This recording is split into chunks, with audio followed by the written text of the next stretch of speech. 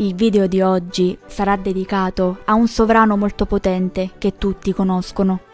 Luigi XIV, noto come Luigi il Grande, ma soprattutto come il Re Sole. Fu re di Francia dal 1643, quando aveva solo poco più di 4 anni, al 1715. Il suo regno, durato 72 anni e 110 giorni, è al primo posto nella classifica dei regni più lunghi della storia e fu il simbolo incontrastato dell'assolutismo monarchico. Su di lui ci sarebbe davvero tanto da dire, forse anche troppo, e ammetto che riassumere la sua storia non è stato affatto facile, perché ho dovuto inevitabilmente escludere dettagli e vicende di cui avrei voluto parlarvi, e nonostante ciò è venuto fuori un video lunghissimo. Proprio per questo ho pensato di fare dei video aggiuntivi per approfondire meglio diversi aspetti della sua vita, come i rapporti con le sue amanti, i suoi problemi di salute, la vita alla sua corte, le sue abitudini, le curiosità e le leggende. Nacque il 5 settembre del 1638. Era figlio dei sovrani Luigi XIII di Francia e Anna d'Asburgo. Quindi Luigi fu il frutto dell'unione di due delle più potenti dinastie dell'epoca, la dinastia dei Borbone e quella degli Asburgo di Spagna. La coppia reale era sposata da ben 23 anni e in tutto questo tempo non era ancora riuscita ad avere figli. La regina Anna ebbe solo aborti e pare che il marito la odiasse per questo, soprattutto quando una volta se ne provocò uno per sbaglio, scivolando da una scalinata mentre giocava con la sua dama di compagnia. La nascita di Luigi, quindi, fu considerata un dono del cielo, un vero e proprio miracolo, tanto che gli fu conferito il nome di Luigi Deodato. E 2 anni dopo, nel 1640, nacque anche un secondo figlio, unico fratello di Luigi, Filippo.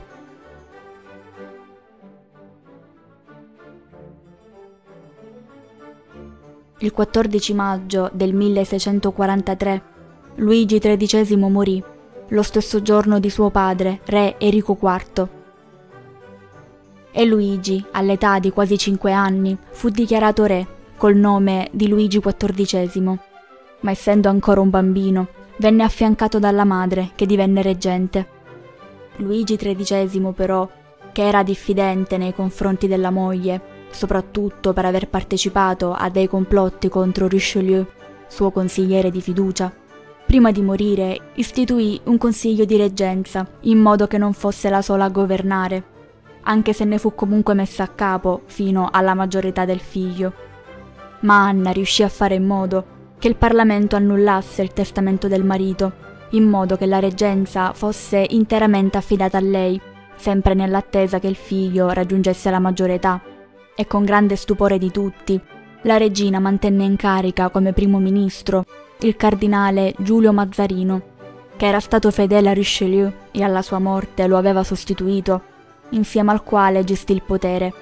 E secondo molti storici i due erano amanti, anche se di questo non c'è prova, e addirittura molti ipotizzano che Luigi e Filippo fossero figli di quest'uomo, anche se le date non coincidono e quindi sembrerebbe impossibile. Anna, inoltre, decise di abbandonare gli scomodi appartamenti reali al Louvre e si trasferì insieme a tutta la corte al Palais Cardinal, che divenne Palais Royal. Luigi e la madre avevano un rapporto molto unito e affettuoso per quell'epoca. Ci sono molte testimonianze secondo cui Anna trascorresse moltissimo tempo insieme a lui, anche a costo di trascurare gli affari di Stato. Entrambi erano molto interessati al cibo e al teatro, e si pensa che il sovrano abbia sviluppato questi interessi proprio grazie a lei. Lo stesso Luigi, nel suo personale diario in futuro, scrisse: «La natura fu responsabile dei primi nodi che mi legarono a mia madre, ma i legami instauratisi successivamente furono qualità di spirito che andavano ben oltre i legami di sangue». Dal marzo 1646 Giulio Mazzarino divenne tutore di Luigi e di suo fratello Filippo e si occupò della loro educazione. Il maresciallo Villeroy, sotto l'autorità di Mazzarino, fu nominato invece tutore militare, anche se non sembra abbia influenzato la formazione di Luigi. Lui però strinse col figlio François una forte amicizia che durò tutta la vita. Luigi ebbe anche altri educatori. Uno di quelli con cui si trovò più a suo agio fu Pierre de Laporte, suo primo valletto di stanza, che divenne il suo lettore dei testi storici. L'uomo gli diede anche lezioni di latino, matematica, italiano e disegno. Ma nonostante tutti questi sforzi, Luigi non fu mai uno studente modello. Però, grazie all'influenza di Mazzarino, che era un appassionato d'arte, mostrò interesse per la pittura e l'architettura, anche per la musica, e imparò a suonare la chitarra, grazie a Francesco Corbetta. Ma soprattutto ebbe molta passione per la danza, che a quel tempo era una componente essenziale per la formazione di un giovane nobile. Pare infatti che dai 7 ai 27 anni Luigi, per esercitarsi, si mettesse a danzare per 2 ore al giorno. La madre si preoccupò che Luigi avesse anche una buona educazione sessuale e quando lui aveva 15 anni chiese alla baronessa Catherine Bellier, sua cameriera e confidente, di insegnare al figlio i piaceri della carne. Anna voleva accertarsi che il figlio raggiungesse la maturità sessuale e fosse poi in grado di produrre eredi, e nonostante questa donna non venisse considerata particolarmente bella, cominciò questa storia con Luigi e dopo fu anche ricompensata molto bene. Sempre grazie ad Anna, Luigi ebbe anche un'educazione religiosa molto rigida e la religione rappresentò qualcosa di veramente importante nella sua vita. Non fu solo la sua nascita a essere definita un miracolo, in un certo senso lo fu anche la sua vita. Venne chiamato infatti l'erede miracolato, perché durante la sua vita sfuggì alla morte più volte e nel corso degli anni furono davvero tanti i problemi di salute che lo tormentarono. A 5 anni rischiò di morire annegato e si salvò per un pelo. All'età di 9 anni si ammalò di vaiolo. Le cure non facevano effetto e i medici avevano praticamente perso le speranze, ma Luigi guarì miracolosamente. All'età di 15 anni ebbe un tumore alla mammella, ma anche stavolta guarì poco dopo e quando aveva 17 anni si ammalò di gonorrea. 2 anni dopo soffrì di una grave intossicazione alimentare che gli causò una febbre tifoide. Non c'era speranza e Luigi ricevette anche l'estrema unzione, ma quando un medico gli somministrò un emetico a base di antimonio e di vino, lui guarì di nuovo, come per miracolo. Fra il 1618 e il 1648 fu combattuta la sanguinosa guerra dei 30 anni. Alla fine di questo conflitto vi fu un evento che segnò molto l'animo di Luigi. Proprio in quel periodo scoppiò in Francia una guerra civile, nota col nome di Fronda, un ampio movimento di rivolta diviso in 2 fasi, con protagonisti nobili che non sopportavano il governo instaurato da Mazzarino e dalla regina. A scatenare la rivolta fu un problema di natura fiscale. Mazzarino, per finanziare militarmente la Francia nella guerra dei 30 anni, istituì nuove tasse da pagare che andavano a colpire proprio gli interessi della nobiltà. I nobili si opposero al pagamento delle tasse e pretesero anche che il nuovo decreto venisse distrutto. Il cardinale allora fece arrestare alcuni membri del Parlamento e questo provocò la prima rivolta, la cosiddetta fronda parlamentare. Quando fecero irruzione nel Palazzo Reale, Luigi, che era nascosto in compagnia della madre, fu costretto a fuggire su una carrozza. L'evento e la fuga furono un trauma per Luigi, che proprio in questa occasione si rese conto che il paese andava governato col pugno di ferro. Poco dopo scoppiò la seconda rivolta, la Fronda dei Principi, guidata dai nobili più in vista della Francia dell'epoca, che costrinsero Mazzarino a fuggire. Luigi XIV fu dichiarato maggiorenne il 7 settembre del 1651 e Anna smise di essere reggente. I rivoltosi a questo punto interruppero le proteste, fiduciosi di riuscire a controllare il comitato di reggenza di Luigi, essendo lui un sovrano giovane e inesperto, ma le cose non andarono come speravano. Mazzarino fu richiamato dall'esilio e rientrò a Parigi il 3 febbraio del 1653 e i principi ribelli furono sconfitti.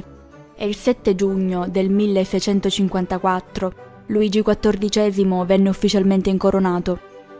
Da quel momento Mazzarino fu responsabile della politica estera e finanziaria, senza la supervisione di Anna, che non era più reggente. Durante questo periodo Luigi si innamorò della bella Maria Mancini, nipote di Mazzarino. Il loro era un amore romantico e non fu mai consumato. Lui voleva anche sposarla, ma Anna e Mazzarino la allontanarono dalla corte, ponendo fine all'infatuazione. Anna era assolutamente contraria, perché voleva per Luigi un matrimonio più conveniente, e infatti, nonostante le sue suppliche, si pensò di farlo sposare con la coetanea Maria Teresa d'Asburgo, che era per 2 volte sua cugina di primo grado, in quanto figlia di Filippo IV di Spagna, fratello di sua madre, e di Elisabetta di Francia, sorella di suo padre. Francia e Spagna, dopo essersi combattute per anni, avevano firmato il Trattato dei Pirenei, che poneva fine alla guerra, e il matrimonio fra Luigi e Maria Teresa era una delle clausole necessarie per sancire la pace, che Luigi fu costretto ad accettare, pur non essendo affatto d'accordo. La corona spagnola non era vincolata alla legge salica, quindi Maria Teresa, essendo figlia del sovrano, avrebbe sia potuto trasmettere il diritto di successione che salire lei stessa al trono. Ma una delle condizioni di questo matrimonio con Luigi prevedeva che lei rinunciasse ai suoi diritti al trono e anche a quelli dei suoi eventuali discendenti, in cambio di una cospicua dote che il padre prometteva di pagare. E questo dettaglio tenetelo bene a mente, perché ci torneremo dopo. Luigi e Maria Teresa si incontrarono per la prima volta 3 giorni prima del matrimonio, e pare che lei del francese conoscesse solo qualche parola. Il 9 giugno del 1660 si sposarono. Contrariamente a come avveniva di consueto, grazie alla regina madre, pare che la prima notte di nozze non ebbe una cerimonia pubblica, ma si svolse in privato, anche se altre fonti sostengono il contrario. Da questo matrimonio con gli anni nacquero ben 6 figli, ma morirono tutti molto piccoli. L'unico che sopravvisse fu Luigi, il gran delfino, l'erede, anche se comunque morì 4 anni prima del padre. Mazzarino negli anni influenzò molto Luigi e fu talmente influente nella politica francese che Luigi prese davvero le redini del potere solo dopo la sua morte, avvenuta il 9 marzo del 1661. Luigi fece di tutto per rafforzare la sua posizione di monarca assoluto, e uno dei suoi primi provvedimenti fu quello di abolire la funzione di primo ministro, in modo che il potere si concentrasse solo sulle sue mani. Per lui la monarchia era assoluta per diritto divino. La leggenda narra che Luigi XIV abbia detto ai parlamentari riluttanti la famosa frase «Lo Stato sono io», che è stata attribuita a lui anche se molte fonti hanno sempre negato che l'abbia davvero pronunciata. Ma la frase in generale è comunemente usata per esprimere l'assolutismo monarchico. La situazione finanziaria non era delle migliori, a causa di varie spese sostenute, soprattutto durante la guerra, e molti non prendevano sul serio Luigi, che doveva ancora concretizzare il suo potere. Nicolas Fouquet, sovrintendente alle finanze dello Stato, si era stranamente arricchito. Aveva ad esempio costruito un opulento castello, dove intrattenne ostentatamente Luigi e la sua corte, come se fosse più ricco del sovrano, e il suo comportamento ambiguo creava sospetti e rappresentava una minaccia politica per Luigi. Così fu accusato di appropriazione indebita e il Parlamento lo condannò all'esilio.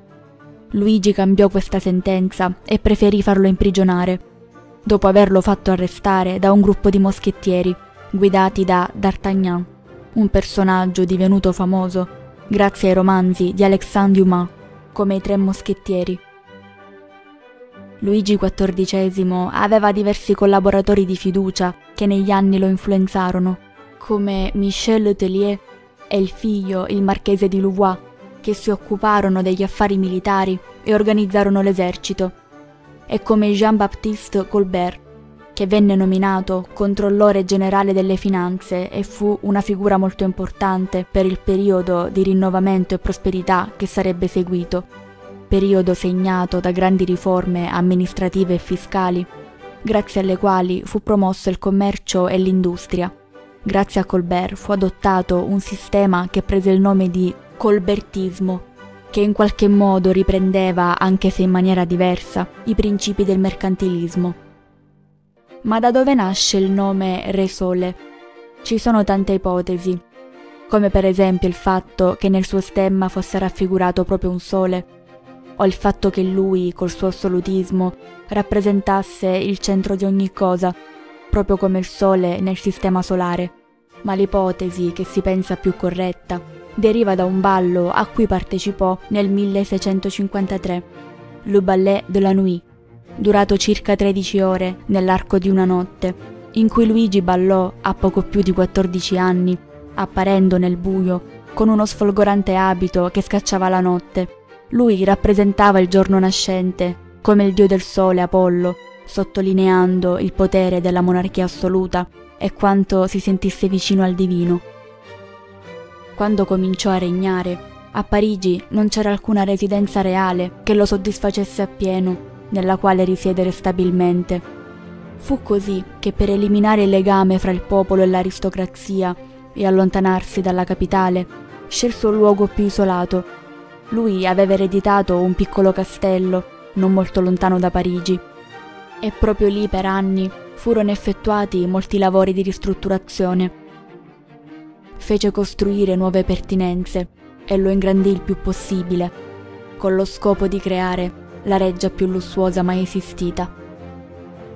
Anche l'espansione dei giardini ebbe un ruolo importante e resero ancora più sontuosa la bellezza di quel castello che stava poco alla volta prendendo vita.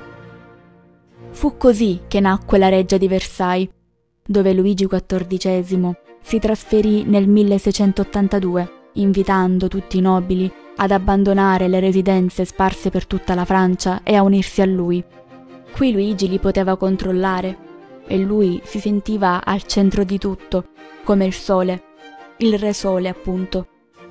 I nobili qui vivevano di pettegolezzi, giochi, feste, tanto cibo e bevande, e la reggia di Versailles era una sorta di gabbia dorata per loro, che creò col tempo un distacco sempre più grande fra l'aristocrazia e il popolo. La parte più emblematica della reggia è sicuramente la Galleria degli Specchi. In stile barocco fu creata per simboleggiare la ricchezza e l'assolutismo della monarchia. Si ritiene che Luigi fosse un uomo affascinante e di bell'aspetto, con gli occhi azzurri e una corporatura ben proporzionata, e pare fosse un uomo di grande resistenza fisica e morale, nonostante i vari problemi di salute che ebbe negli anni. Il matrimonio con Maria Teresa fu chiaramente un'unione di convenienza. Lei fu messa sempre in secondo piano, costretta a sopportare le numerose amanti del marito. Sì, perché fra le tante cose Luigi è passato alla storia anche per aver avuto parecchi amanti. Amava le donne. Oltre alle già citate Catherine Bellier e Maria Mancini, vi furono una serie di altre donne con cui negli anni ebbe rapporti o flirt. Dedicherò a questi amanti dei video a parte più approfonditi per spiegare meglio i vari intrecci. Quindi oggi mi limiterò ad esporre solo i principali tratti storici. Fra le presunte amanti vi furono Enrichetta, moglie del fratello Filippo, e Olimpia Mancini, sorella di Maria, suo primo amore, che era una delle cosiddette Mazzarinette, ovvero le 7 nipoti di Giulio Mazzarino. Di Olimpia si diceva che per breve tempo fu amante di Luigi e ricevette molti favori, e divenne molto amica di Enrichetta. Pare che in precedenza fu presa in considerazione l'idea di far sposare Luigi proprio con Enrichetta, ma fu poi scartata perché l'unione con Maria Teresa era più conveniente, ed Enrichetta poi sposò Filippo. Ma lei e Luigi avevano un rapporto molto unito, e molti pensavano fossero amanti, anche se non vi fu mai una prova. Probabilmente erano solo amici, ma lei era gelosa di Luigi e forse sperava in qualcosa di più. La regina madre cercò di allontanarli. Pare non fosse contenta delle voci che circolavano, e non lo era nemmeno Enrichetta. Così, per mettere a tacere queste voci, quando lo incontrava, si faceva sempre accompagnare da altre dame di compagnia, così da far pensare che fosse infatuato di una di loro e non di lei. Fra queste c'era Louise de la Vallière, che fu la prima delle grandi favorite di Luigi, e varie fonti dicono sia stato Olimpia a introdurla fra le dame di compagnia di Enrichetta. La ragazza aveva 17 anni ed era molto bella. Luigi si innamorò davvero di lei e la prese come sua amante ufficiale. Per anni non smise mai di amarla. Anche lei lo ricambiava e, nonostante fosse un re, pare nutrisse per lui un sentimento sincero, privo di ambizioni. Amava lui come uomo e non il suo ruolo. Questo però causò molte critiche sul suo conto. Di lei si dice che diede a Luigi almeno 5 figli, di cui solo 2 però sopravvissero all'infanzia, Maria Anna e Luigi, che furono poi legittimati. Anche se Louise era l'amante ufficiale, mentre stava con lei, Luigi ebbe altre storie brevi, con amanti non ufficiali, tra cui la cortigiana Bande Pons e Anne de Rohan Chabot. Vi fu anche Catherine Charlotte. Quest'ultima si dice facesse parte di un complotto attuato dalla cognata di Luigi, che aveva lo scopo di allontanarlo dall'amante ufficiale per avvicinarlo a sé, e in effetti ci riuscì, solo che poi non si avvicinò a lei. Louise, infatti, verso il 1666, fu gradualmente sostituita da un'altra dama, Madame de Montespan, che fece di tutto per prendere il suo posto ed entrare nel cuore di Luigi. Fu la sua amante ufficiale per circa 13 anni e, a differenza di Louise, che non era ambiziosa, lei fu talmente influente a corte da essere chiamata da alcuni la vera regina di Francia.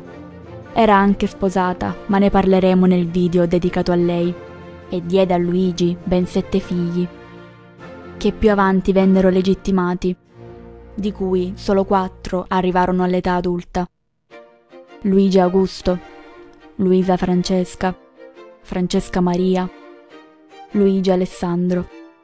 Pare che quando lei fosse malata o impegnata, Luigi XIV intrattenesse rapporti con un'altra amante, Claude, dama di compagnia della Montespan, e da lei ebbe anche una figlia. Ebbe anche una storia con Isabelle de Loudre.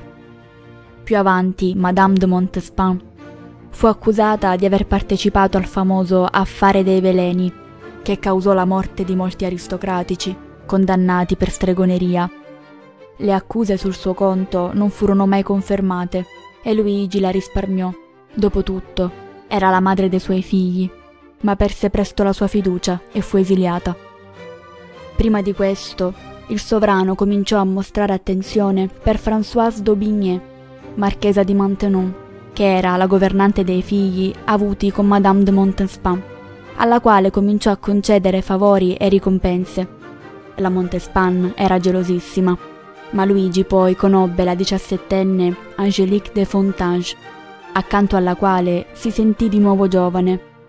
Nel gennaio del 1680 la ragazza partorì un figlio morto e si pensa fosse di Luigi, ma qualche mese dopo la loro storia finì.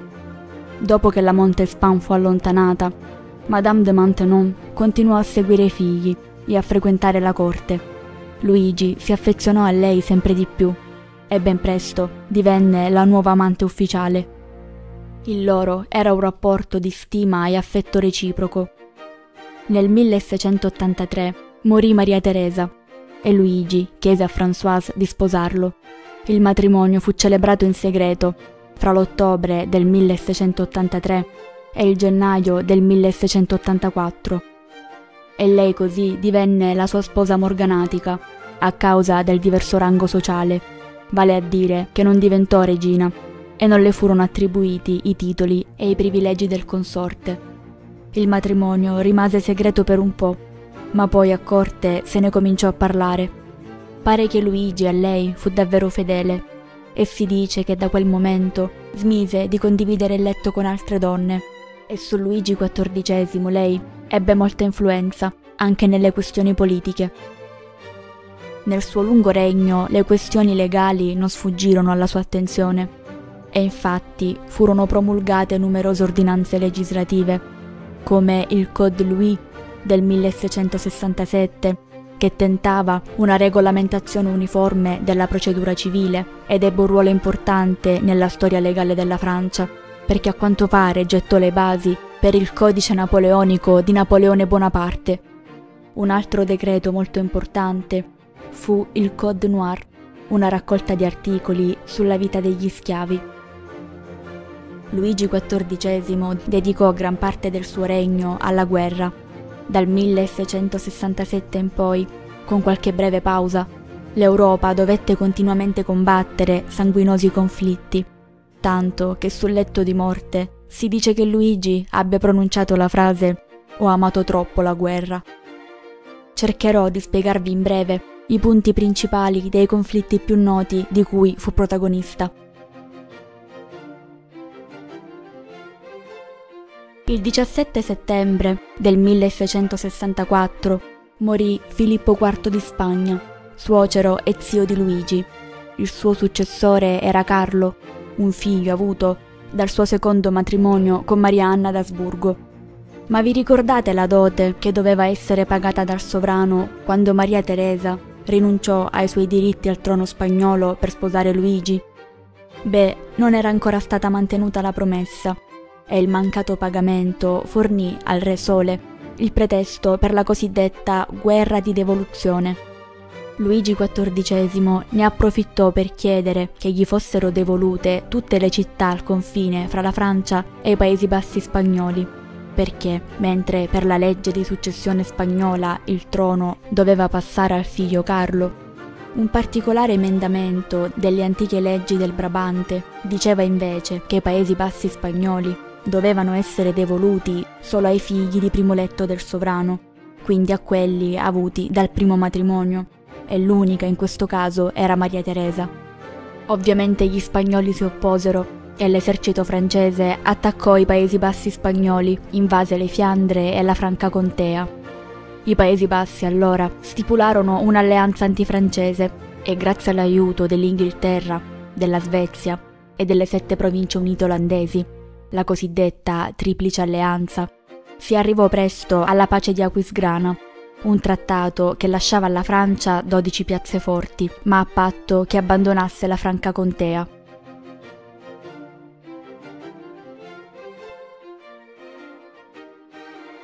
Luigi non sopportava gli olandesi e i motivi erano tanti, oltre al fatto che lo avessero ostacolato nei suoi piani di conquista con la pace di Aquisgrana.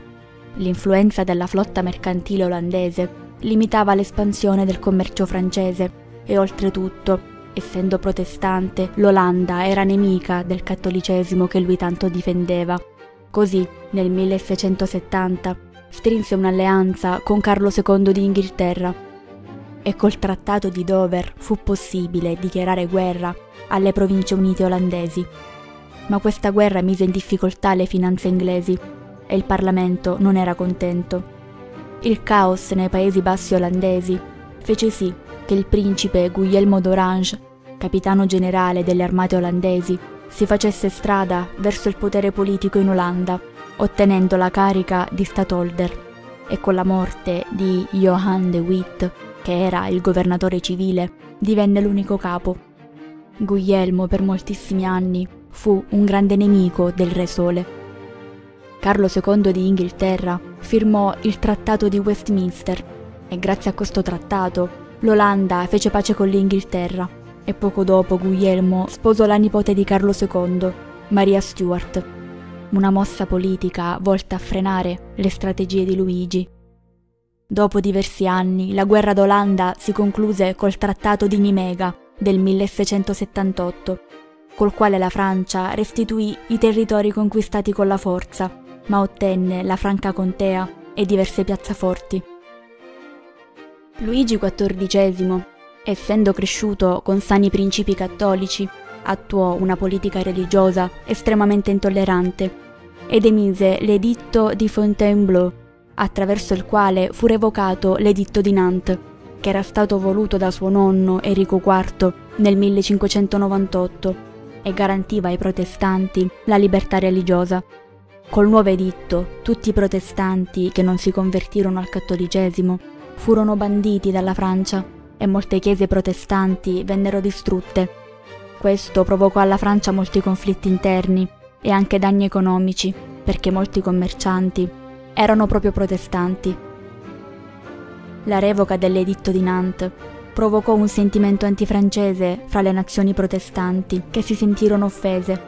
Oltretutto Luigi aveva molte pretese espansionistiche e così il Sacro Romano Impero, insieme a diversi stati tedeschi, alle Province Unite, alla Spagna, alla Svezia e a altri stati europei, crearono la cosiddetta Lega di Augusta per contrastare Luigi, che portò alla cosiddetta Guerra della Grande Alleanza, chiamata anche Guerra dei 9 anni, che si svolse fra il 1688 e il 1697 e si concluse con un altro trattato. Luigi dovette cedere gran parte dei territori conquistati, ma ottenne la piazzaforte di Strasburgo, una città molto importante per Luigi dal punto di vista militare, che aiutava a proteggere i confini francesi. Luigi riconobbe anche i protestanti Guglielmo III e Maria II come legittimi sovrani inglesi e promise di non favorire più la scalata al trono del cattolico Giacomo II, padre di Maria e precedente sovrano inglese, che era stato spodestato con la famosa gloriosa rivoluzione condotta proprio da Guglielmo. Ma le guerre non erano finite. Era il turno della guerra di successione spagnola. Quando nel 1700 Carlo II di Spagna morì, sul letto di morte decise che a succedergli sarebbe stato il suo pronipote, Filippo, di cui Luigi era il nonno, in quanto figlio di suo figlio Luigi. Quanti Luigi? La condizione però era che lui rinunciasse a qualsiasi diritto di successione al trono francese. Ma molti stati europei, come l'Inghilterra, l'Olanda e il Sacro Romano Impero, impauriti dalla crescente influenza francese che con Filippo al potere si sarebbe intensificata, sostennero le pretese al trono dell'arciduca d'Austria Carlo d'Asburgo, figlio dell'imperatore Leopoldo I e nipote di Filippo IV, padre di Carlo II. Questo ramo austriaco degli Asburgo si appellava al fatto che la moglie di Luigi avesse rinunciato sia ai suoi diritti al trono che a quelli dei suoi discendenti, e Filippo era suo nipote. Nel 1711 l'arciduca Carlo divenne imperatore d'Austria col nome di Carlo VI. L'Inghilterra cominciò a fare pressione affinché venisse stipulata la pace. Anche la Francia era spinta in tale direzione a causa di tutte le spese per la guerra che l'avevano indebolita. E così furono firmati una serie di trattati che aiutarono a porre fine alla guerra di successione spagnola. E Filippo venne riconosciuto come legittimo re di Spagna col nome di Filippo V, a patto ovviamente che rinunciasse all'eventuale corona di Francia, come voleva Carlo II. Tutte queste guerre portarono la Francia sull'orlo della bancarotta, costringendola a chiedere pesanti tasse sia alla popolazione che alla nobiltà. Col tempo la salute di Luigi, che non era mai stata delle migliori, peggiorò ancora di più. Soffriva di gotta, diabete, vertigini, vampate di calore, mal di testa e altri disturbi. E pensando alla sua morte si cominciò a presentare il problema della successione. Nonostante avesse molti eredi legittimi, fra il 1711 e il 1714 morirono quasi tutti. Suo figlio, ad esempio, il Gran Delfino, morì di vaiolo nel 1711, così come altri suoi eredi. Filippo V, ovviamente, essendo diventato re di Spagna, aveva rinunciato all'eventuale corona francese. L'unico in vita era il pronipote, Luigi, che nel 1715 era di appena 5 anni. Nel caso in cui il bambino sarebbe morto, però, per evitare che salissero al trono i figli di suo fratello Filippo e per far sì che il governo rimanesse alla sua progenie, emanò un decreto che estendeva il diritto al trono ai 2 figli maschi avuti dall'amante Madame de Montespan. Questo però non fu necessario, perché Luigi non morì e divenne re col nome di Luigi XV. Nel 1715 fu diagnosticata al Re Sole una gangrena alla gamba causata dalla gotta e dopo un periodo di agonia fu colpito da un'ischemia acuta e morì il 1 settembre del 1715, 4 giorni prima di compiere 77 anni. Si dice che prima di morire ai cortigiani che si trovavano accanto a lui disse: «Perché piangete? Cosa credevate, che fossi immortale?»